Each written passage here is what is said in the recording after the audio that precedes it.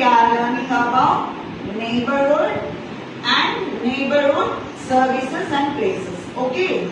And what is this?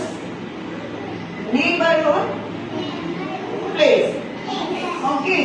Neighborhood place means where you see houses, market, everyone see what they are doing. Some are enjoying, some are playing, some are watering.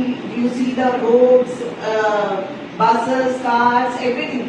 That means the places and the houses around us is called neighborhood.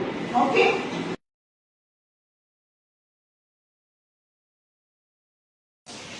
అది మన school, that is also neighbourhood place. Okay.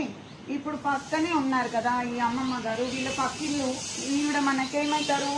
Neighbour. పోయి neighbour. Vaishu, ఇప్పుడు నువ్వు అక్కడ మీ ఇంట్లో ఉంటే పక్కన అనీష్ వాళ్ళు ఉంటారు కదా, మీరిద్దరు అప్పుడు ఏమవుతారు? నైబర్. అలాగే వీళ్ళు మన నైబర్.